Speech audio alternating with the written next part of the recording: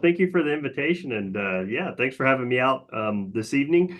Always good to get up there, and the benefit to those of you that are coming to this and Indian Livestock Days coming up is during this talk in Indian Livestock Days, you can go play the slot machine or something at the Route 66. So, so no, I'm going to give just a very brief overview on some fundamentals of what virtual fencing is.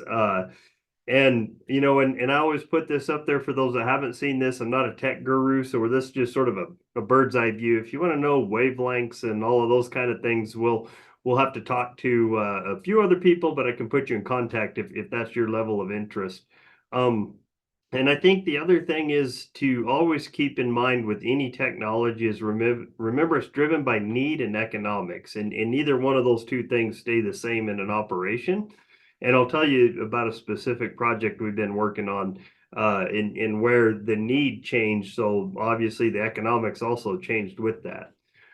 This has been around for about, 15, 20 years or more. It's definitely not it's not necessarily new, but I think the thing that is that it's finally scalable to a ranch operation. And 15, 20 years ago, that probably wasn't the case.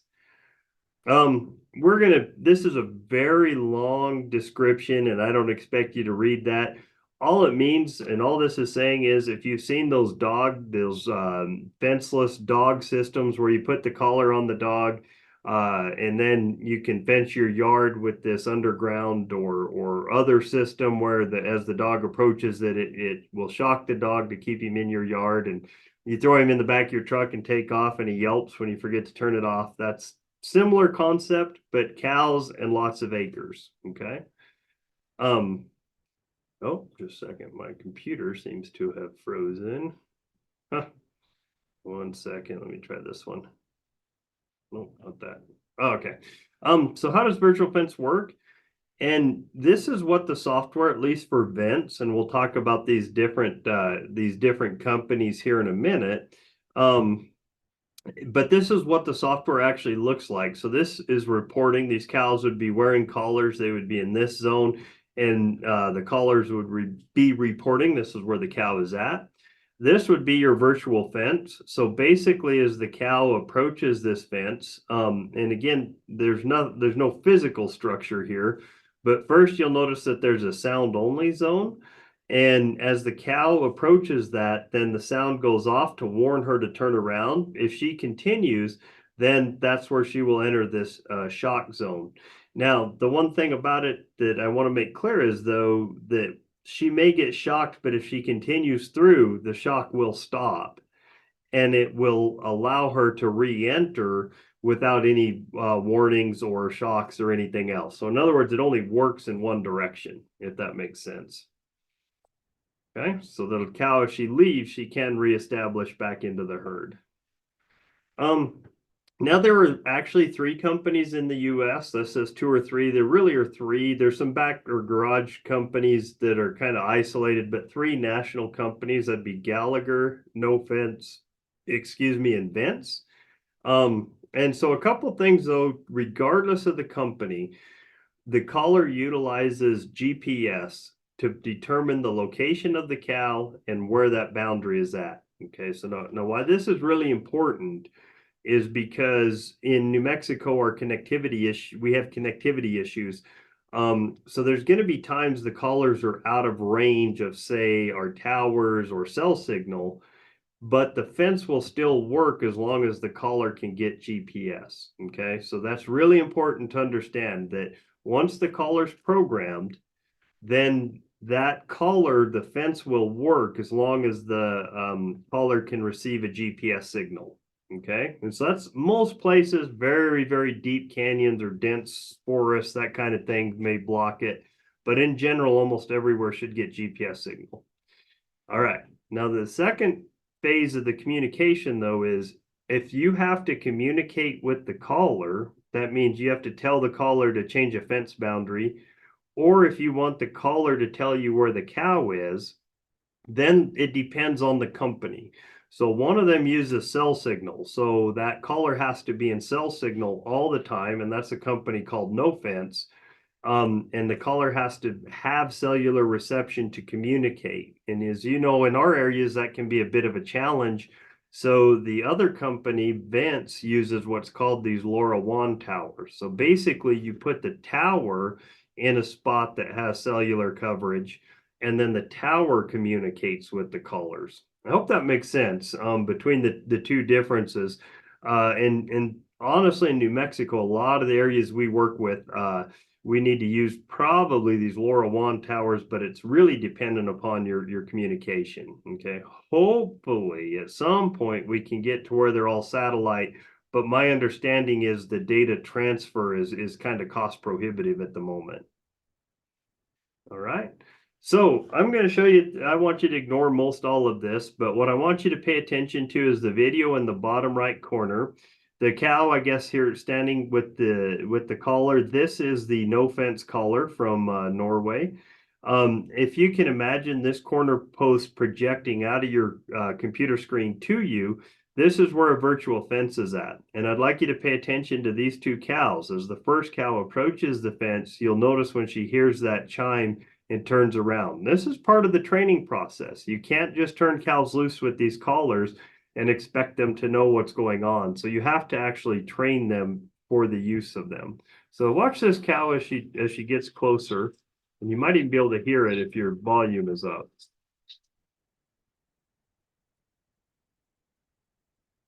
And I couldn't hear that beep, but you could see how both her, there you could hear it, her and the cow behind her both turned away from that virtual fence. And again, this was part of the training process that I'll talk about in a second. Okay. So this was the training ground, and I don't know if you need to pay attention to all the stuff at the top of the screen, but this is that pin system, and each one of these yellow and then the red is a bale of hay. All right, the corner post that I told you to imagine was a fence projecting out away from you was here. So if you can see my cursor. So initially, the cows are allowed access to all the bait stations, and you can see basically the red just means that's where they congregated. So you can see them around the hay bales here, here, and there's a water, I think, over here and one back here. And then, of course, the virtual fence is here. So this was when the virtual fence was off. And this shows the congregation of the cows once the virtual fence was on.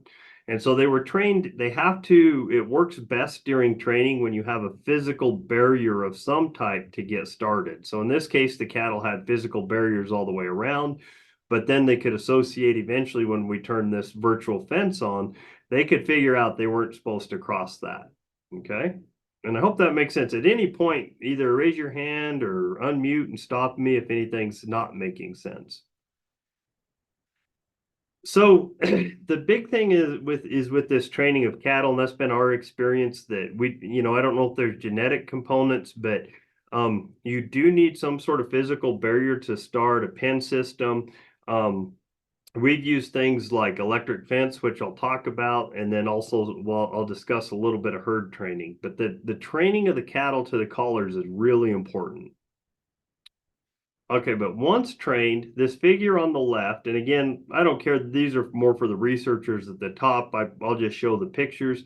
As you can see, from green to dark reds, that shows where the cows congregated. Those are the data points that showed. So this is one whole pasture. And then you can see at this section, they closed this portion of the pasture off virtually. They didn't build a fence there. And you can see that the cows now congregated on this side. All right. And then again, flipping this way to rotate the cows to the other side of the pasture, they turned the virtual fence on here and the cows were able to, or were excluded from this zone. But one thing that they did learn through this, if you notice, this is a pretty easy shape for cattle to identify.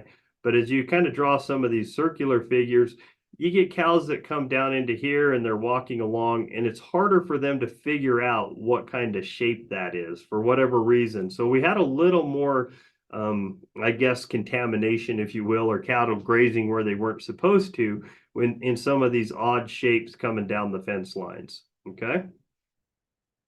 All right. This is just a whole bunch of stuff. I'll let you kind of read through that. We've discussed most of it, But what I just wanted to mainly show you, I showed you what the no fence collar looks like. This is what the vents collar looks like. You notice this is the housing that the houses the beep, all the software and the computer. It also houses the battery that provides the shock, which travels up the chain. And then there's a plastic bridge across the top that is sort of a breakaway. So if the cow gets hung up on a tree, she's not going to just hang there. Okay. When I say LoRaWAN towers or base stations, that's what these look like. Okay, all the other stuff you can, there's a solar panel on this side, and inside of here's the software and a telescopic cellular antenna. And you can tell relative to that UTV, it's a little misleading because of the how far back the UTV is, but it's relative to this person. You can get a feel of how big that box is. And that's one of the limitations or challenges with this system is, and they'll talk about this in our next study. If you have limited cell coverage to a very rough outcropping or mountain peak or something of that nature, getting that box up there can be a challenge. Okay. So this is how it all starts. This was actually working in the Gila National Forest, and this is, we work with the company Vents, and they model the coverage. The coverage is shown in green, and if we had 3 base stations, this would show what that coverage would, theoretically look like based on computer modeling. The reason I put this up here isn't just because it has a lot of cool colors, is to show you that from the tower to communicate with the caller, it has to be line of sight. So you can see that all these deeper canyons and draws and ridges and things, those are they're not going to be able to communicate with the caller. The fence should still work down in those, but you won't know where your cow is at, and you won't be able to reprogram the caller until she gets back up into service. This one I'm going to skip because we have a better picture later. So this is the software that shows, like in this case, there's 96 collars in this pasture. There were 100. There were like 4 bulls. We lost all of the collars on the bulls. I'll tell you about that in a minute. But this is kind of what it looks like. So the cow location side of things, at least the last point that collar reported. Relative to cost, the vent system for each tower, a one-time cost of about $10,000, and the collars are roughly $40 per head per year. No fence is $225 and an annual fee of $25. Now, again, these collars operate strictly cellularly, and if you lose these collars, you purchased it, so you suffer the loss here. In this situation, you may need 1, 2, 3 towers, something of that nature, but and Jeff will go through all of that. But the big thing to remember here is that if the collar is lost, Vents replaces those. Okay.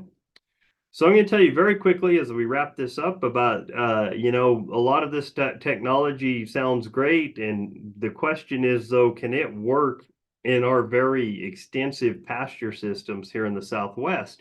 So we wrote a grant and obtained some funding in response to the Black Fire. Some of you may have heard of that. It was the second largest fire in New Mexico history, and several 100,000 acres and over 100 miles of fence in really rugged terrain. And with limitation of both supplies and labor force, they simply weren't able to rebuild those fences quick enough. And so because it's Forest Service, though, they were not going to be able to allow the cows to continue grazing because they have to mandate that or protect sensitive sites and those types of things. So that's where this grant came in. Could we use virtual fencing to allow the cows to continue grazing while the fences are being restored? And that's kind of what this says. Same thing. I won't worry about that one. So I talked about those towers. One of the towers actually had to go to the top of, or gateways had to go to the top of Black Mountain, which was 5 miles up through the wilderness. So I think it took, for one station, it took approximately 7 or 8 mules. And luckily we had one mule that would pack this 4x8 solar panel up there, because if not, this is our grad student Luis. He and I were going to carry that. So we were really, really proud of that mule that she was able to do that for us. So we had to pack string them up in there. This just shows some of the collar placement at one of the things, and this shows Santiago and myself working on getting this collar on a bull. One of the lessons learned: don't collar bulls; they'll lose them within a month. I think they like getting shocked. I don't know. Um, Now this was a trap, and if you'll notice, this is our physical barrier. This is the training, and what I'd like you to pay attention to is this black cow. Her calf is actually on the other side of the fence, and she's trying to get to it. And you'll notice during the training process what happens. She steps away, but as she comes back to it, you can see that the collar shocks her and turns her back around. And this is the training process. It takes about 3 or 4 days, and you want the cows to get shocked. And once they do get shocked, though, and they're trained to this, really the sound is all that's needed. They really don't get shocked that often after that. Okay, whoops. Let me see. Somehow I got to get to the next slide. Try this one. The other benefit to these, this shows pasture grazing over a week. Again, the more intense red shows where they've been grazing at, and you can see that. So then you're able to go out and from that, you're able to go out and determine, some of the areas that maybe have been hit harder, and use your virtual fence system to exclude those in a range management type of scenario. Okay, so some of the preliminary findings actually reduced this to about 8% of the collars that were lost, but the ranchers reported that they reduced gathering time by a week, and another ranch by about 2 weeks, and gathering efficiency by about 10%.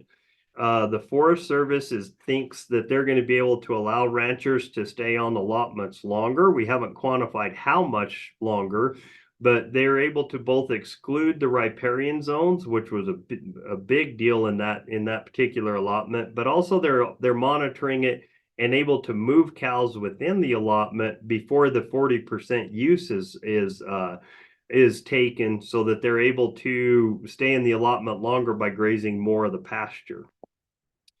The data management can be an issue. Whoever leases the collars gets the data. So, if there are sensitive issues relative to where the cows are at, then you have to be aware of this. And that's where, for extension side of things, from here on out, we will not lease collars. We're just going to help facilitate. And that's kind of more our role. And we're happy to continue to do that. Should there ever be a need up in your area, just let us know. And we're getting pretty well versed in this. And with that, in the interest of time, I'm going to turn it back over to Jeff to wrap it up. Okay. Unless there's Craig, I have a question. I have a question. Yeah. Hi, Craig. This is Marjorie. How are you guys doing? I'm glad to see y'all. I have a question on that collar. I know it involves electric. Is there any impact or effect from the lightning when it's raining? Good question. I actually asked Vince that. To our knowledge, no. We haven't seen any sort of lightning. Now I didn't get into this, but University of Arizona did report some injuries. We had our first injury this spring that we noticed with the collar. So we did have one injury out of 200 where the collar slipped over the cow's horn, but was still back behind the ear, and then had dug into the skin a little bit. So far, that's been the only major effect we've seen with these, Marjorie, was one collar, kind of a weird deal got caught in the cow's ear. Oh, okay. Thank you. Uh-huh.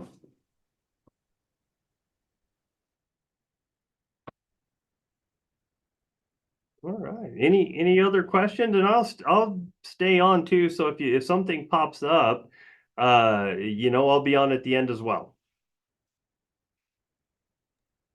Okay, thanks, Craig.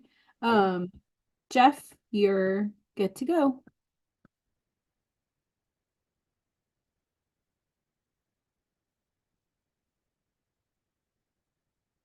Okay, can you hear me? Yes. Okay, good. Sorry. There we go.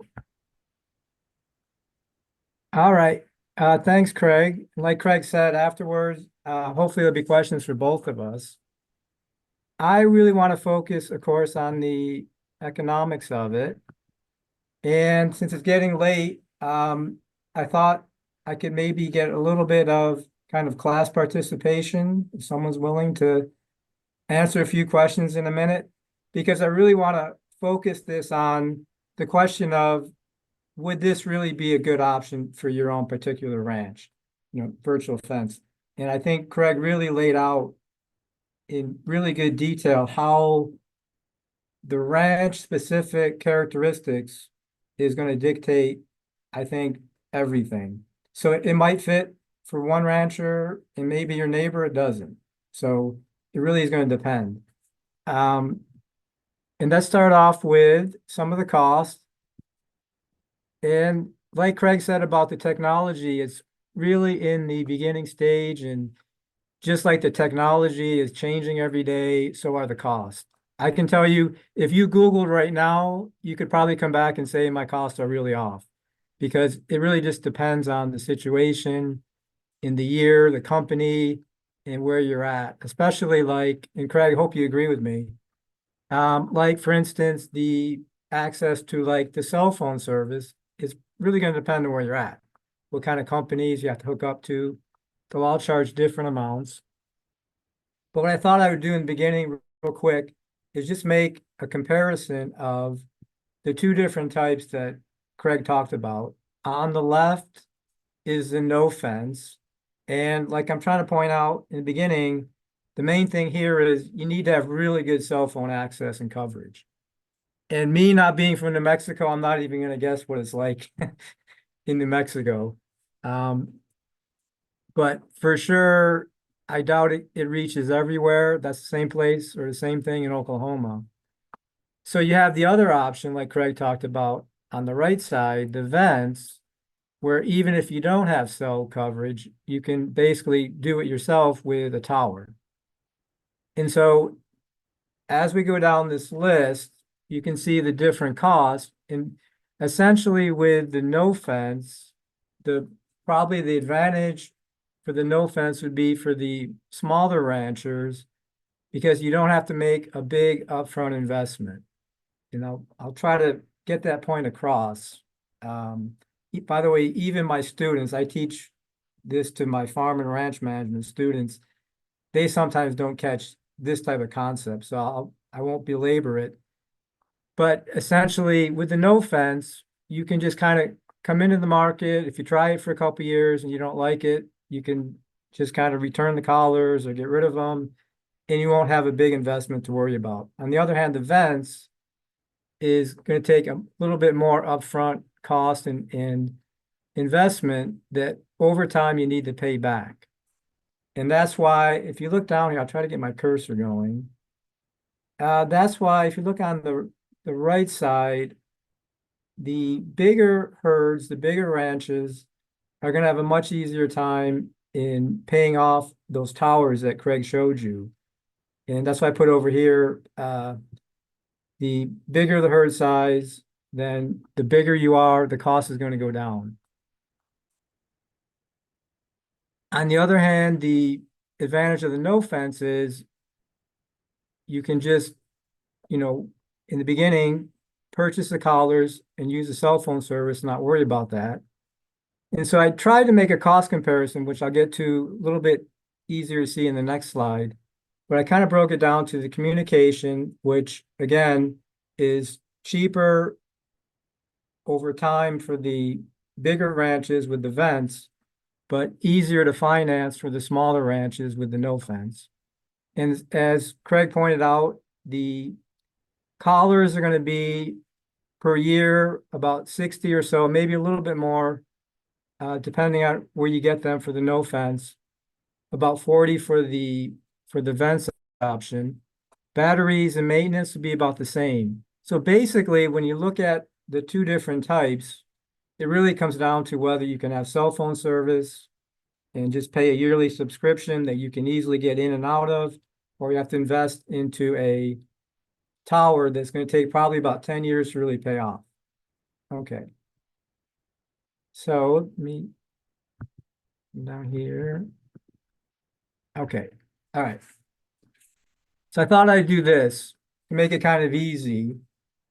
I thought I would make a comparison about what these two options would cost you per year, depending upon the type of the ranch that we're looking at.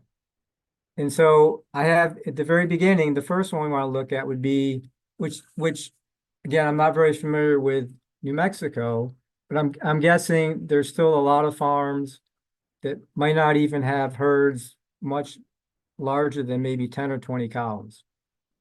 And so for those ranches, having like say 10 cows, and I'm also beginning with probably a ranch that doesn't really have great pasture, so has a stocking rate. I'm using it with the 25 acres per cow. Then we see for them, the no fence option is really the only way to go. The fence would be very expensive, more than twice compared to the no fence.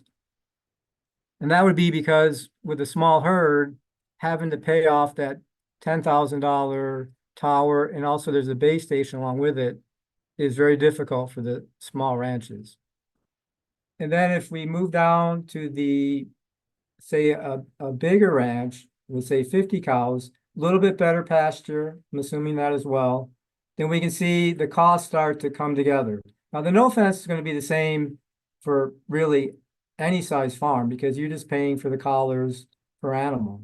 But we can start to see the fence cost starting to come down as we get to a bigger ranch. And I'll move even to a bigger herd, 100 cows, and with even better pasture down to say 150 acres per cow. And now we can see the fence would then become the option. So the lesson that I know Craig has already found out, and we found out in other parts of the country as well, is that for the state of the industry right now, unfortunately, there probably is, I wouldn't call it a bias, but it would definitely be easier for the bigger ranches with obviously the better pasture to afford the technology.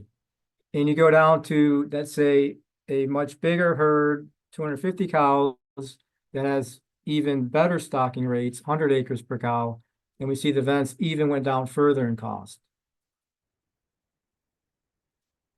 So basically, I'll try to summarize as best I can. I know I'm probably going too fast, but what we are seeing right now and what I can probably, best forecast right now in 2024 would be for, let's say, the small ranchers in New Mexico, if you're fortunate to have cell phone access, then no fence will work.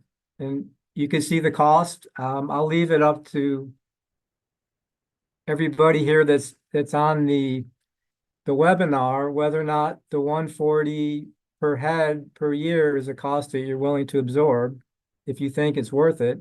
But if that's the case, then no fence would be a good option.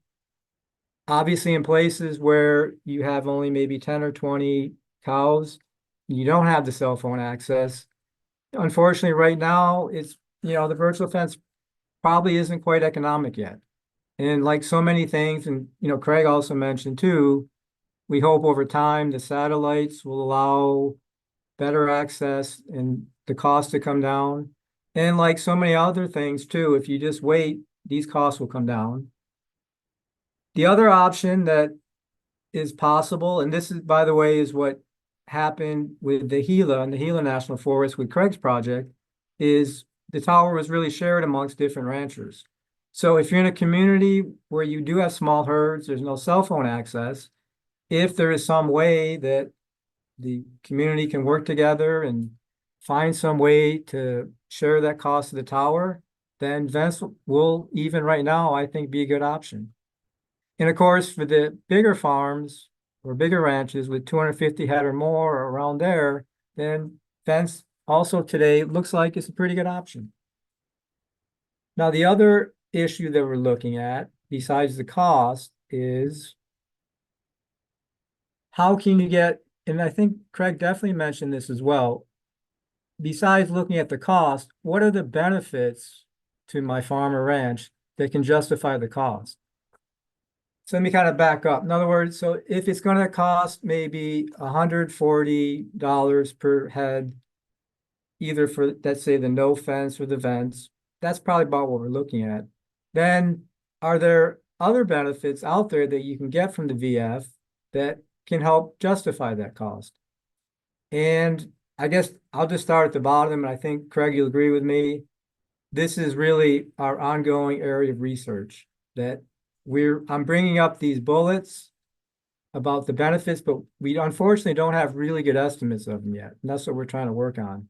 But for sure, and you can imagine this, that if you can have the virtual fence on your ranch, if you can go out, if you can redraw your internal pastures at will, you can just go on your app, your cell phone, you can just redraw new fencing lines, you can move them from one part to the other, then that's clearly a big benefit. Now, again, we don't know how much that is per head, but that's definitely a benefit. Craig already brought in, I think saved, just from the one data point, I believe they saved 1 or 2 weeks of labor when gathering, had less loss of cattle, brought more back. Here's another one. I can give a personal kind of opinion on this, that I have like 50 sheep where I live, and I would love to know where they are all the time. That would really give me a good peace of mind.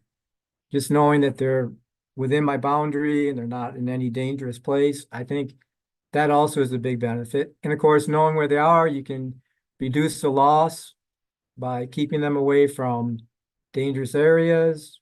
And of course, it could be that maybe you have a grazing permit or you're on land where you have grazing restrictions imposed on you. Instead of having to either keep your animals really far away from them, you can just draw the virtual fence. You don't have to worry about putting physical fence there to keep them away. So again, these are, I think, what, about 4 benefits that we list. Could be more. Craig, if you can think of any, shout them out. Am I missing anything? The big one I think we kind of mentioned was you hit on it, but rotational grazing within these large pastures for targeted grazing management. That's going to be a big one, and then excluding sensitive sites and endangered species, elkways, those kind of things. Right. Okay, thanks. Okay, now here's this is pretty much my last slide, but I'm hoping maybe we can get, if anybody wants to maybe shout out something, like a number or the answer to these. This is like a little survey, informal survey that we put together, and Craig really helped me out on this over the past couple of months. So we kind of listed these factors or these issues that if you sat down and asked yourself and went through this, you could maybe get a pretty good idea about whether or not that the VF is going to work on your ranch or not, and whether you even have a need for it. So I'm not sure if I can do this. I'll try to do this. So I'm just going to go through and maybe ask the question, if someone can maybe shout out what they think is true either for their ranch or maybe a typical ranch in, where you're at right now, Northwest New Mexico. I have in mind maybe a typical one, and you guys know better than me what that would be, maybe 10, 20 head, whatever it might be. But I'll shout it out and see what I get. Okay. So what do you think about like access to cell phone service throughout most of the area where you're at? Would that be a true or a false? Anyone? I'll say it's true. Okay. I'm gonna put an X here. What about broadband internet? False. False. Okay. By the way, that's probably not a major issue. The cell phone is much more important. Okay. How about, here's a good one. So, by the way, even though the virtual fence will not totally replace a hard metal fence from keeping the animal inside your property, it can still help in areas where you still want to keep them from leaving, or maybe you have existing fence that's not real strong, but you know that if you could keep the animals from pushing up against them from time to time, it would probably last a lot longer. So we still think there's benefits from exterior fencing. So what about this? Can anyone say, like on their farm, do you have exterior fencing with a lot of gaps and problems and issues and repair? Anyone? It'd be a true or false. I think we're all situated differently, but Okay. I say our fence line is good. Okay.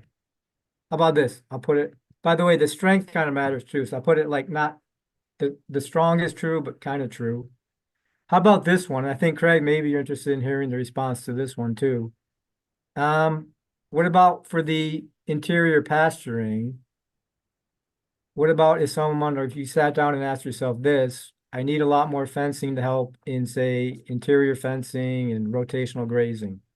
Would that be a true or false?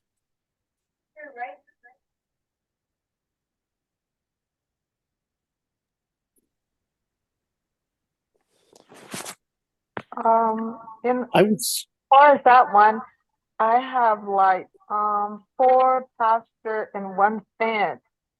And sometimes I feel like I need to kind of use more.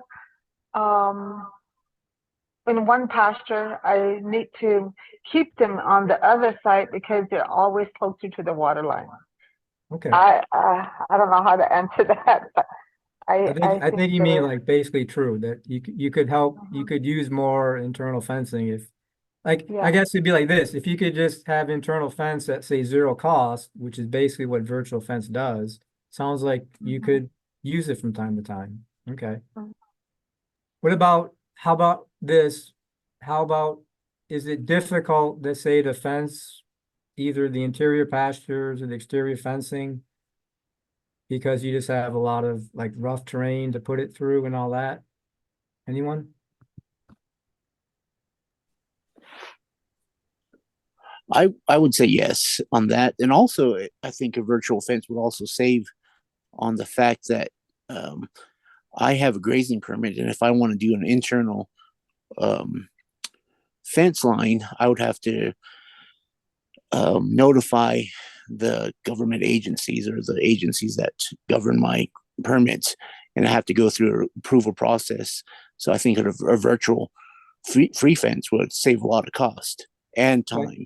Okay, I think you basically answered 12, so I'll come down here and say, and you have permit restricted areas and you could absolutely, VF would probably be a better way than having to go through asking for permission and all that. Great, I thanks. agree with Dustin here. I agree with him. Okay, great. By the way, I appreciate you guys participating. I really do. All right. How about, okay, so how about this? Craig brought this up. So question 6, I'm kind of asking, in other words, this would be like where I live, by the way. Unless my sheep are right outside my door, I don't know where they're at because it's hilly, slopey where I am, a lot of trees. So how about this? Do someone want to shout out? Can I say you? it's true. Okay. True. Well, now this one might not, depending on the person. For me, for sure, it'd be true. But would having, say, on your cell phone, an app where you could just look any time of the day or night and find out exactly where your animals were, would that be something that you would like? Yeah, Okay, definitely true. okay. And then Craig brought this up, gathering the animals. How about, do you think it's a good idea to have some better way of gathering your animals? Yes. Okay, figured that one would be an easy yes. Yes. Okay, now this one is probably what I probably should ask this the other way, but and this has to do with what question 9 would be what Craig brought up about the areas where you can't get coverage. So I'm asking though if your land is flat, because that would be the easiest way to implement VF. So how many people are in where you're at, would you say would answer yes if they have flat land or they're on land more like the Gila with a lot of valleys and peaks? Anyone? This might be kind of a hard one to answer. Yeah, I think most of our area, they're flat. Okay, Um, hardly have any terrains. sure. But so by the way, so I guess this is consistent with what Craig was saying. So that is really a positive that's a, factor or something that's going to make VF easier to implement if you're on flat land. Okay. And then how about this, getting back to the improved grazing? And I think Craig, you really had a great graphic on that. So the idea would be if your pasture has a lot of areas where there's just no forage, no grass, and maybe you see your animals having to go from one part of the field to the other, and they do their best to, find the best way to get their daily forage, but it's just difficult because everything is kind of spread out. You don't have enough fencing. So would that kind of be a true or a false? I'll say it's in the middle. The middle, okay. Okay, I think we kind of answered this one. It's kind of close to number 12. So are there a lot of areas that you have on your ranch where you just don't want them to be? I think Craig was bringing up maybe wildlife, maybe just rocky places where you just don't want them to be. Would that be a true or false? I would say that's true because my neighbor to the south has a major intersection with the state highway, and you don't know how many times we've gotten calls at middle of the night to help her go fix her fence because somebody went through the intersection and went through the gate or the fence, and she's repaired, and we've repaired the fence several times. So I think this would be a great thing to do just because it would make the cows not to go through that area. Sure, absolutely. I mean, that would be probably my biggest reason to get it, to be honest. Besides knowing where they are every second of the day, just keeping them away, like even where I live, getting out on the highway and causing a terrible accident, that's something I always worry about. Okay, well, so I think, again, by the way, I'm not an advocate or I'm not an employee of any of these fencing companies. I don't have any, I've not invested one penny in their stock. So I'm not promoting it at all, but I think, based on the responses, then I think if this was someone's ranch, I think then they should probably, go the next step and, look more into the VF, whether it'd be a good option, maybe start to look deeper at the cost. And over time, maybe contact, Craig or Santiago Utsumi or Marcy Ward, someone at New Mexico State, or go on the internet, read up on both the virtual, the vents, the no fence, and then, see if it really is right for you. Okay. Mm-hmm. Well, that's it. My next one is really appreciate you guys listening and appreciate everyone participating. That's more than I get from my students, by the way, so I'm happy with that. So, what would the result be on that little survey that you did? We would be like automatically would take benefit from that technology. Yes, that's what we would expect. Like I put in that one slide, and I know Craig mentioned it, I think really one of the biggest benefits is the improved pasturing. And that's something that we're really trying to look at. Because let's face it, if that cost is, and Craig, correct me, from my slide, it looks like per head, it's maybe $120, $130. Does that sound about right? For the for the events or the Yeah, either one of them, really. I mean, roughly. I mean, just within, it's the costs are all over the place, but roughly around $100, somewhere around there. yeah, spitball something like that, I guess. Yeah. Yeah. So I think to answer your question, I think that's really the next step that we're trying to take would be, okay, if you have to spend, say, $120 per head, then it'd be nice to know what those benefits are that can help, again, kind of justify that. So And I wish we had better answers for that right now, and that's what we're looking for. So, Thank you everyone for participating. If you have any questions, feel free to unmute yourself, or you can insert your questions in the chat box. While they're thinking of a question, I had a question of my own. As far as the no fence and the vents, battery life, it sounds like $20 per head per year. And under maintenance, it says that gathering to charge batteries and check collars.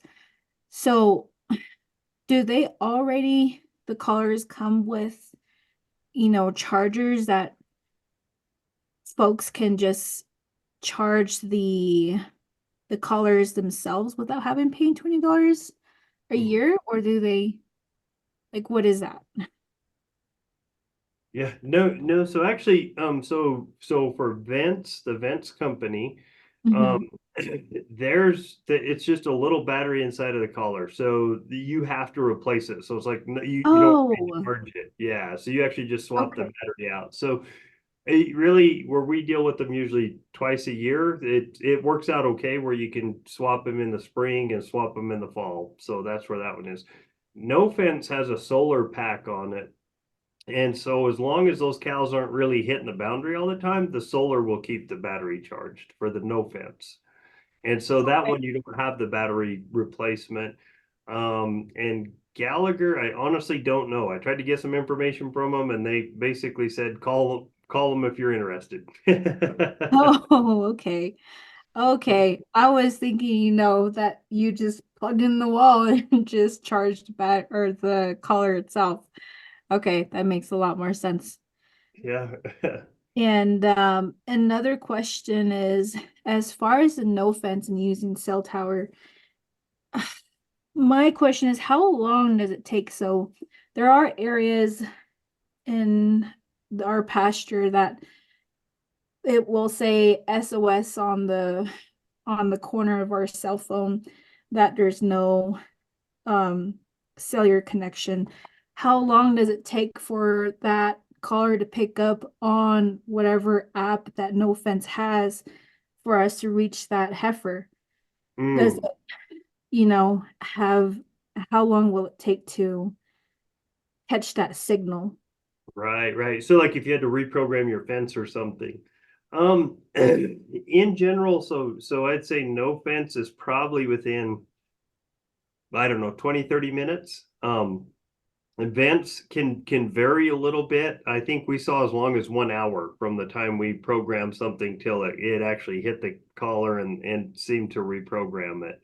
Um, and we kind of didn't talk about the management thing, but just due to the interest of time, but where that's important. So like Andrew out here, when he wants to gather for branding, he knows what water tank they go to.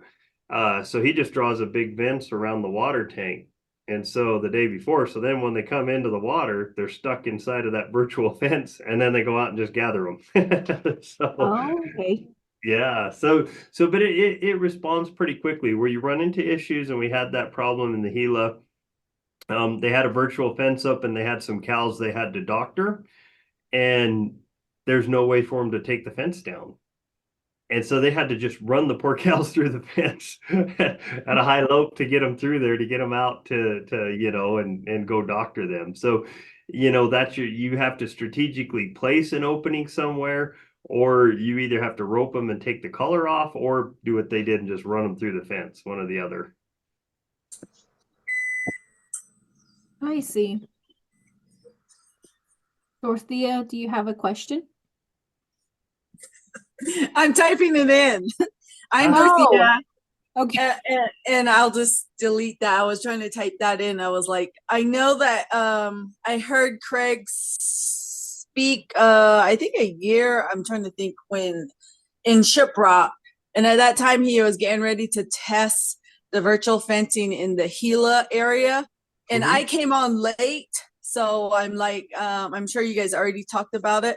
And that was my question. What was the outcome of that testing site? And then with your virtual fence at that time, you said you're going to set it up and how it works and so forth. And I'm sure you already spoke about it. And then I was going to ask about the management part of it too. But Yeah, anyway, it might just be yeah, sure, Dorothea. It actually worked, better than I thought it was going to by quite a bit. I'd say our containment was right around 80 to 90%. It depends on what metric you use, the rancher report or actually the caller reports on GPS, but it's around 80 to 90% containment. We lost about 8% of the callers. They reduced being able to see where the cows were. They were able to reduce gathering time by about a week to 2 weeks. They gathered 10% more cows. And now the Forest Service is really excited about this. They're going to start expanding it because we were able to keep the cows out of sensitive sites like riparian areas. And then also, like you've just said, normally at that allotment, they have to, as soon as the range conservationist finds 40% use, the cows have to leave the pasture. And so he can use this, that data that shows where the cows have been grazing and then go measure there and kind of warn the rancher before they hit 40%. And then he and the rancher can actually then put a virtual fence around those areas and move the cows off of those to other areas where there's more grass so that they can stay on the allotments longer. So they're all really, the ranchers were really happy and the Forest Service was really happy.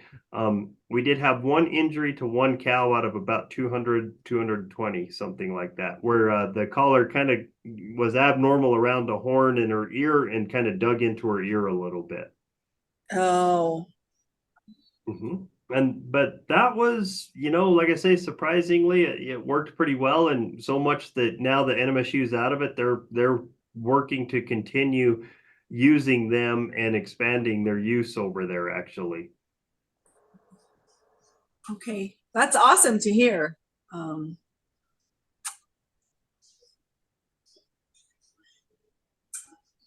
Yeah. Okay. And thank you, Dorothea, for a question. And Dustin, I see you're unmuted. Do you have a question? Yes. Thanks, Michaela. Thank you, Craig and Jeff, for the presentation. But I was wondering, you didn't go really into the management area, but you said that the bulls lost the collars, and then you get paid. You have to pay for those collars. Do these collars, like, are they just like a Apple iPhone that I can track the collars on them, or does it give like an alarm if the collar stays in one spot for 24 hours or such? So good questions. So first with vents, when the bulls or others lose collars, vents will pay for them. If you have or they will just send you new ones for free. No fence, you bought the collar, so the loss is on you. So that'd be the first one. So it depends on the company. So vents would be, it's no loss to you. No fence, it is a loss to you. For your second question, yes, of the 8% we found, I'd have to go back and look, but we were able to find the ones that, several of the ones that were lost on ridges. But if a cow loses them like down inside of a canyon somewhere that was out of range of our tower, then we were not able to find those. And because the caller can't communicate with the tower, there's no chance to really find it. You don't know where it's at. You know where it last was, but then, that could be miles. And so, and for the no fence callers, yes, you could find those as long as they had cell signal. And then, yes, your last question, it will notify you if there's an animal's not moving or if an animal has escaped. And so it will notify you as best it can. If the collar's not, if it's signaling the tower and the cow's not moving, it will notify you. Same with the no fence. If it's in cell signal and the cow's not moving for a long time, it'll notify you. But if it's out of signal, it won't notify you, if that makes sense. Yes. Thank you, Craig. You bet. Has this ever been tested on sheep? Yes, so there is a sheep collar, a small ruminant collar. They're doing work on those, and Jeff probably knows more about that than I do. And I think they're getting reasonable success. I know NMSU is looking to potentially test that in some of these pecan orchards down here as a way to kind of manage weeds and things in the pecan orchards. But I don't know how those grazing studies on small ruminants has gone. Jeff, you may know more than I do on that. I don't know I'm not the animal science guy, so I don't know the results of the trials, but I do know the cost of the collar is, I think, about half of the cow, which is good news if you're a sheep fan like me. So, by the way, Craig, you might want to mention this too. Unfortunately, neither of these companies will allow you to just use a partial herd, correct? So no. That used to be the policy, right? Like you had to put collars on all the animals, correct? Yeah, and that's more just because of how effective the collars will be. So for instance, in one of our allotments at the Gila, they had a poor gather when we first put the collars on. So for the first round before we replaced the battery, I think our containment was down around 70 some percent. And a lot of that was because we didn't catch all of the cows, and so then the other cows were following the non-collared cows around. And Right. so that was a problem. But as soon as we collared all the cows, our containment went back to about 80 to 90%. By the So way, you might want to mention too about what happens if they have calves with them. I think I asked you that when you brought me up to the Gila. Like, do the calves need the collars or do they just follow their Uh, mom? yeah, I got you. No, the calves will just primarily follow the herd. So you do not need to collar the calves. And then the other thing we learned, we could collar replacement heifers without training them, and eventually they would become herd trained with the replacement heifers. Uh, Older cows, I don't think that works as well, but definitely the heifers, because they're kind of already herd bound. They want to get back to the herd when something happens to them. So they did pick it up.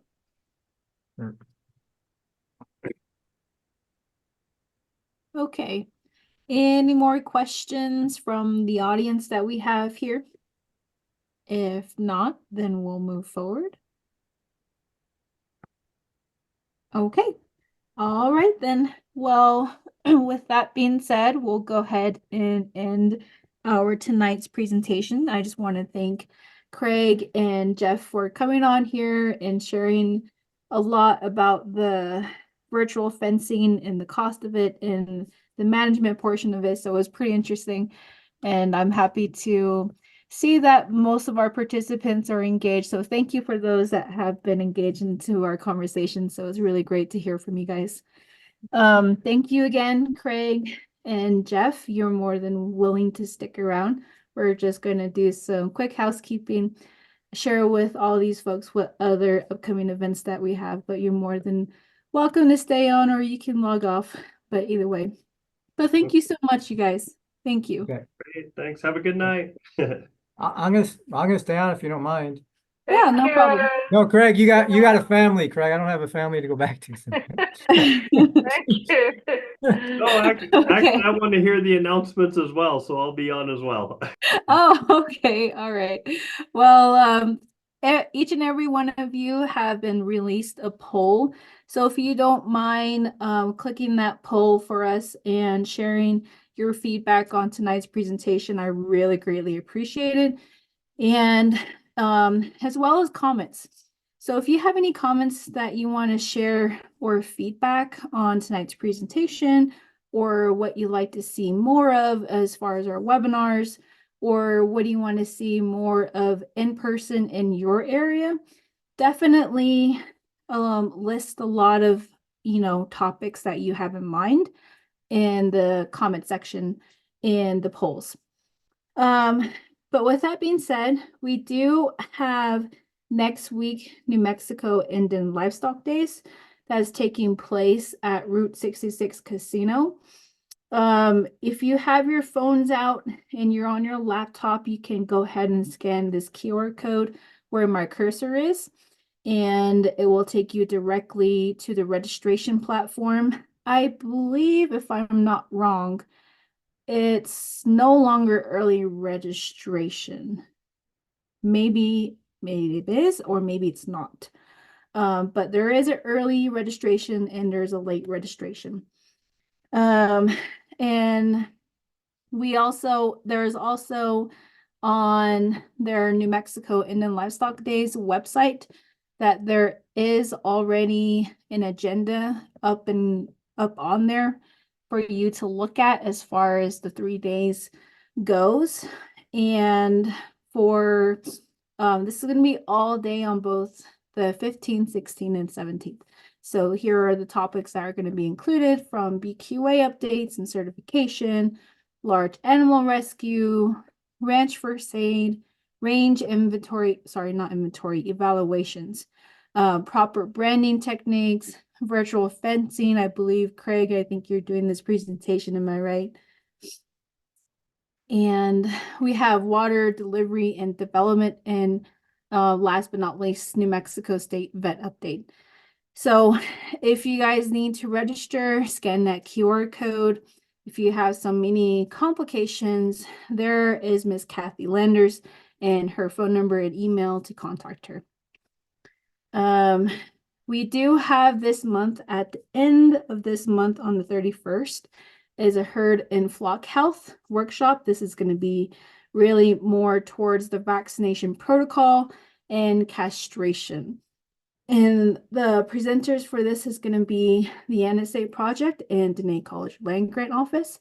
So if you're around in the northern side of the agency and you want to hop on by, it's going to be at the Herfinau Chapter House from 10 to 12.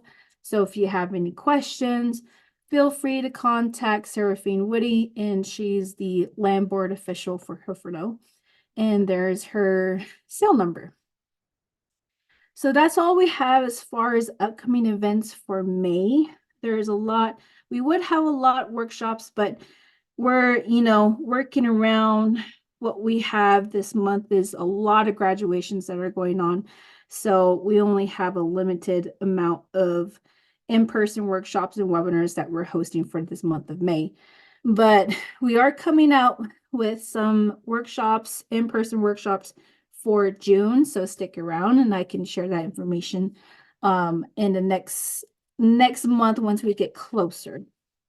But just to let you guys know that we have an operating website. If you haven't gone through there, you just go onto your URL and type in nsa.nmsu.edu,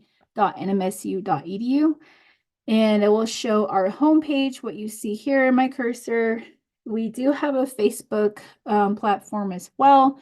If you want to take a deep dive into our Meet the Team, we do have our Native American Producer Success Project that was before this project. Our conservation planning program, which is really thriving. We helped over 200 producers in developing their conservation plans, both in Eastern and Northern Navajo agencies. So we're pretty stoked about that and pretty proud of our team for coming a long way to helping our producers. Upcoming events, as you see in my cursor here, this is what it will look like. This is just an example. It will say bull selection webinar. All of our webinars take place at 5:30 and roughly in around about 6:30. But it is okay for all of our presenters to go over. The more information to provide, the better. And the presenter, all of you guys are pretty much aware of Dr. Ward. She's an NMSU livestock specialist. She's no stranger to our platform, so she gives a lot of great information back. And our registration is required. All of our webinars are basically you are required to go on there on the link to register for the webinar. But that was just kind of a layout of how our upcoming events are formatted. And if you go on there, it will show this month's events. Webinars and workshops. All of our webinars are recorded and are shared onto our platform. We do have a YouTube page where all of our recordings go to. And if you perhaps may have missed this session or last week session on lambing and kidding webinar. It will be posted on our YouTube platform. Along with publications that some of our folks give us, we will put that on there and PowerPoint slides sometimes. Our newsletters, we hand out bi-monthly newsletters and USDA programs. This is just kind of a directory from our local field offices, from NRCS, or from McAllen County, San Juan County, and Cibola County as well. But just to share with you guys that little overview of our website, we do, like I said, have a conservation planning program. For those of you that are interested in wanting to develop your conservation planning program, I highly suggest, talk with your BIA Natural Resource Department and let them know that you are seeking assistance, or you would want to seek assistance in developing a conservation plan with an NSA program. They are familiar with us, they work with us, and they'll be happy to assist you if you have a conservation plan that's already amended and needs to be reviewed, or your CP plan needs to be it's brand new, so you probably need to go ahead and go through one-on-one sessions with our techs. As far as requesting workshops, we do provide workshops. If you are interested in a conservation planning workshop that we go down by the livestock management to rangeland management and so forth, we can definitely work that out. There's our email address. And lastly, like I said, you'll find us on Facebook, on YouTube, and we are a tad bit behind on our bi-monthly newsletter, but it will come out very soon. So if you need to contact me as far as scheduling workshops, my email is there. As far as talking with someone about your conservation plan, we do have Ms. Shirley Toth. She's our project specialist, and she takes care of the conservation planning program. Other than that, our website is there, and I just want to thank you all for joining us this evening, and I hope you all have a good rest of your day. Thank you, everyone. The Navajo Sustainable Agriculture Project is funded by the USDA Outreach and Assistance for socially disadvantaged farmers and ranchers and veteran farmers and ranchers program. And our project is under the New Mexico Cooperative Extension Service under New Mexico State University. And we also have project partners that you see a lot on our logos, or no, a lot on our platform. And that is the NAIC College Land Grant Office. Here is their logo here, and Community Outreach and Patient Empowerment. We also have USDA and our NMSU logo. To share a couple of things to begin with, the NSA main goals are to help producers with resources to help them improve their operations. We deliver workshops based on the evaluations and reviews we gather from producers from each and every one of our workshops to each and every one of our webinars that we hosted. Currently, we've been conducting in-person workshops lately, mainly a lot of herd health vaccination protocols, to cattle marketing, to sheep vaccinations, what we have to do as far as prepping for our ewes that are dropping lambs, what type of colostrum that they need, and so forth. And a lot of folks that are out here in the reservation really requested more of animal husbandry types of practices. And so that's what we are aiming for right now. But not only do we do that, but we also implement a lot of horticulture topics as well, from gardening. We had plenty of speakers from COPE that did a lot of presentations on food preservations and also water storage capacity, and what ways that you can store your water for gardening and backyard hoop house installments. And secondly, increase our producers' knowledge of USDA programs and services and other resource providers. For this one, to kind of, dive deep in it, we do provide agriculture resource fairs every year virtually, and we want to start to get more in person involved and have some of our local field offices, give them the platform to share what type of programs that a lot of producers in their area can apply for. And that will be NRCS and FSA and Rural Development and Risk Management Agency. And not only USDA programs, but we also invite Navajo Nation Department of Agriculture to share their programs as well. As some of you may have known about the Agriculture Infrastructure Fund, which is pretty well known in our area on the reservation, that helps you out a lot through livestock operations and gardening. So we always try to give them the platform to share their information with you guys. And lastly, increasing our local production and consumption of fresh fruits and vegetables and healthy foods by Navajo families and individuals.